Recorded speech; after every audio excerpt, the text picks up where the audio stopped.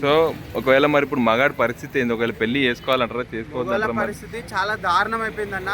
ఇలాంటి పరిస్థితి ఈ కలియుగంలో రావడం, ఈ కలియుగంలో నేను పుట్టడం నాకు చాలా బాధాకరం అనిపిస్తుంది. ఎందుకంటే ఇలా ఎప్పుడు కూడా త్రేతాయుగం కానీ ద్వాపరయుగం కానీ గడిచిన కాలంలో ఎప్పుడు కూడా మనకు ఇలాంటి మొగజాతికి ఇలాంటి పరిస్థితి ఎప్పుడు రాలేదు. ఇలాంటి పరిస్థితి రావడం అమ్మాయిలు కూడా కొంచెం అణిగిమణిగి ఉండాలని నేను వినియోగించుకుంటున్నా. ఎందుకంటే మరీ బరిదెగించిపోతురు అని నాకైతే అనిపిస్తుంది, వ్యక్తిగతంగా చెప్తున్నా.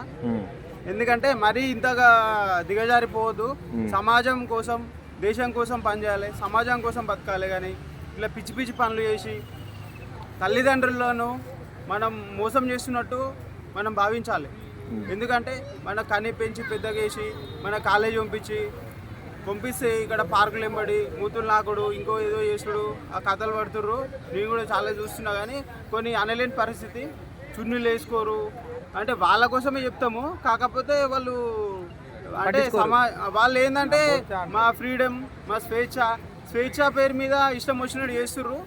కాబట్టి ఇది నాకైతే నచ్చట్లేదు పద్ధతి. ఇప్పుడు ఏం చేయాలంటారా మరి? పెళ్లి చేసుకుంటే బెటరా, చేసుకోకపోతే బెటరా? పెళ్లి విషయానికి వస్తే మాత్రం ఈ అబ్బాయిలు పెళ్లి చేసుకోకుండా ఉన్నదే ఉత్తమమైన పని. 30 వచ్చిందా 40 వచ్చినా సపడాక జాబ్ చేసుకోండి. సపడాక బయట ఏమన్నా అది వేరే గంటల కానీ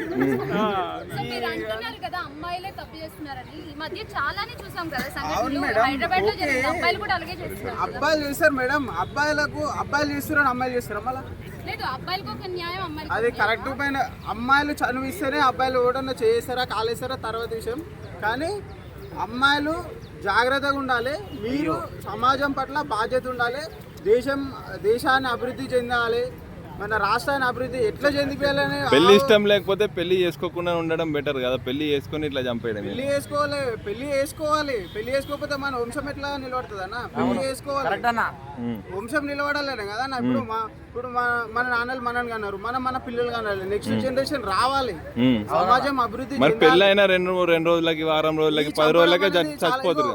నేను ఈ సభ్య సమాజానికి నేను ఒక మెసేజ్ సమాచారం ఇవ్వదలుచుకున్నా. ఏంటంటే మీరు ఉంచుకున్న వాళ్ళు వెంబడి పోతే వండి, అంటే బంగారం లేదు. మీ ఇష్టం, మీకు ఏమనిపిస్తుందో అని పోతే వండి. కానీ ఈ చేసుకున్న మాత్రం చంపకుండా వండి. మీకు ఇష్టం ఉంటే పార్క్ పోతారా, డ్యామ్ లో పడతారా, 2 రాళ్ళు కట్టుకొని డ్యామ్ లో 2 రాళ్ళు కట్టుకొని దొడ్డి మళ్ళీ సన్నే కాదు అక్కడ సింగు డ్యాము, అక్కడ నాగార్జున సాగర్, శ్రీశైలం పోయి అడవులల్లా చచ్చిపోండి. అక్కడనే పురుగుల మంది తాగి మీ దగ్గర చచ్చిపోండి. కానీ మొగన్ని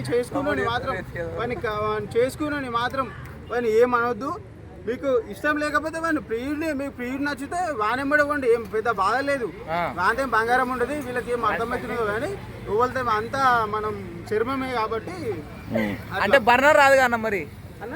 అంటే పెళ్లి చేసుకుని విడాకులు తీసుకుంటేనే కదా. కట్టాల కోసం భర్తను చంపడం ఇలాంటి సమాజంలో మనం మాట్లాడమే నాకు బాధాకరం. ఇలాంటి హత్యలు నేనైతే ఖండిస్తున్నా. ముఖ్యంగా స్త్రీ జాతికి నేను చెప్పదలుచుకున్న విషయం ఏంటంటే మీరు వాని ఎంబడి పోతే వండి, పార్కులు ఎంబడి పోతారా, డ్యామ్ లో పడతారా వండి. ఇద్దరు కలిసి పురుగుల మంది దాగి చచ్చిపోండి. కానీ చేసుకుని మాత్రం దయచేసి ఏమనొద్దు. మీ ఇష్టం ఉంటే ఇద్దరు కలిసి వెళ్ళిపోండి. పెళ్లి కాకపోతే చెప్పండి, నేను వాడిని ప్రేమిస్తున్నా, నాకు వాడే కావాలంటే అక్కడ నాశనమై ఎటునో వారు కడతారు అక్కడ అని. దిక్కుమాల పనులు చేసుడుకు మీ తల్లిదండ్రులకు చెడ్డ పేరు, అలాగే సమాజానికి చెడ్డ పేరు. పలానోనే ఇట్లా భార్య ఎట్లా పోయిందని అదొక చెడ్డ పేరు. కాబట్టి తక్షణమే ఇలాంటి పనులు స్త్రీ జాతికి నేను చెప్పదలుచుకున్న విషయం ఏంటంటే మొగోళ్ళని బతకనేయండి. ముందే సగం చెక్కగాలు అయిపోతున్నారు. ముందే కొంతమంది ఉన్నారు. కలియుగంలో మొగాళ్ళ జాతి మొత్తం మొగోళ్ళు అంతరించిపోతారు. కాబట్టి సభ్య సమాజానికి నేను చెప్పాల్సుకున్న విషయం ఏంటంటే మొగాళ్ళని జర బతకనేయండి. మీరు చచ్చిపోండి డ్యామ్లో వాడి, లేకపోతే పెద్ద లారీ వస్తుంది 8 టైర్లు దాని కింద వాడి చచ్చిపోండి. కానీ మొగాళ్ళని ఏమనకుండా వాడిని ఎంబడి పోతే పోండి. కానీ భర్తలు మాత్రం చంపకండి దయచేసి. నా విన్నపం. విష్ణువర్ధన్.